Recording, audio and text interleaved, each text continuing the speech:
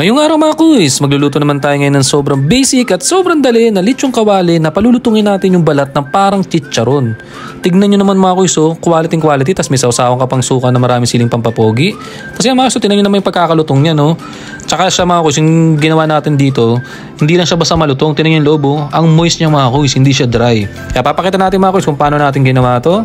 Bibasican lang natin to mga kuys, bale ito, simple lang, tubig lang, nagpakulo lang tayo dyan. Wala na tayong lalagay dyan mga kuys, kahit ano, wala tayong lalagay kahit asin dyan. Gusto lang natin, sisimplihan lang natin talaga tong lechong kawali natin. Nakabili tayo ng magandang pyesa dyan ng pang lechong kawali.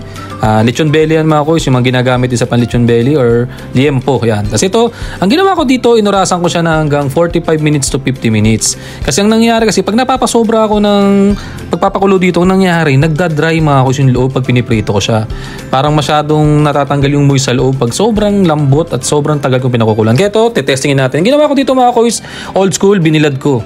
Kaya lang nung hapon mga kuys, parang uulan, sabi ko, kulang pa sa pagkakadry yung balat eh. Tingnan nyo.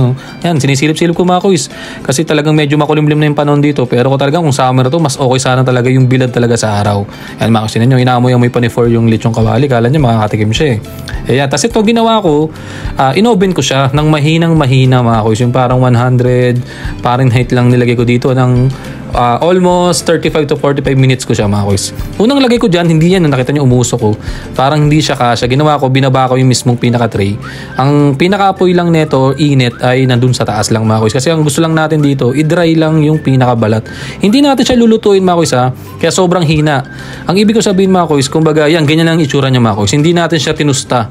Parang tinanggal lang talaga natin yung pinaka-moist nung balat doon sa karne mga kuys yan. Kasi pagka natanggal talaga natin mga kuys, grabe talaga pagkalutong yan. Tapos sa huling taas ito, dito na ako naglagay ng asin. Yan mga kuys. Yung asin naman, makakatulong din yan na matanggal din yung moisture ng karne. Siguro inasinan natin yan, baka mga 30 to 45 minutes din natin tinambay din sa labas yan para mas madry talaga. Maganda nga to, 24 hours natin i-dry. Talagang mas malutong. Ang gagawin natin dito mga kuys, unang bagsak natin dito, sakto ang init lang ng mantika yan. Inuna natin balat kasi dito gusto kong ipakita sa inyo mga kuys kung gaano kagaling tong nagawa nating lechong kawali.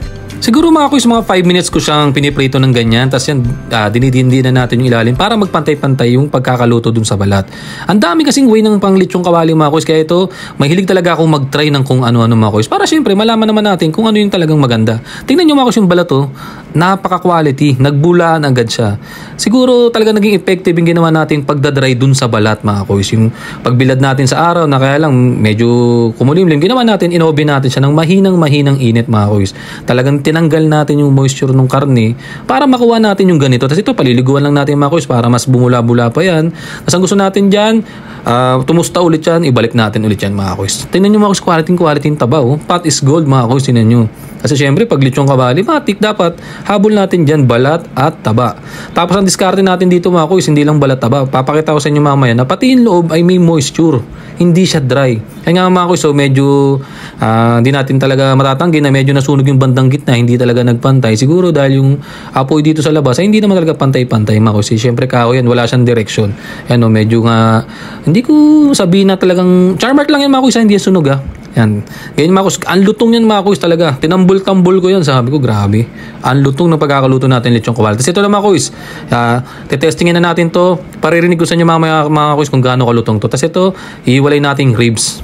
Yan. Kasi ako talaga, paborito talaga sa lechong kawali itong ribs. Basta pagka ganito yung pagkakaluto, yung moisture siya mga kuys, yun yung gustong-gusto natin dyan. Mga kuys, yan, nakita nyo mga kuys, kala mo talaga, medium rare siya.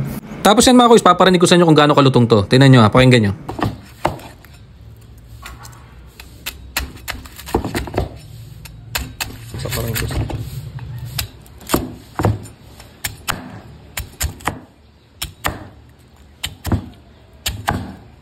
Narinig nyo naman mga kuys, sobrang lutong. Tapos nakita nyo, sobrang moist niya. Kumbaga malutong na yung balat, ang sarap pa ng taba, tapos ang lambot pa ng loob, hindi siya dry. Yun yung gusto natin mangyari dito mga kuys. Saka ito mga kuys, matabang to. Baka kaisipin nyo kasi walang lasa. Natural matabang to mga kuys kasi hindi tayo naglagay ng asin sa pagpapakulo. Sa balat lang tayo naglagay. Ang gusto ko dito, bahala na si Mang Tomas sa atin dito at yung suka na may maraming siling pampapog ay magpasarap dito. And mga kuys, try nyo itong ganitong recipe. Sobrang basic at sobrang dali. Nakaluto tayo ng lechong kawali. Salamat mga kuys. Kain.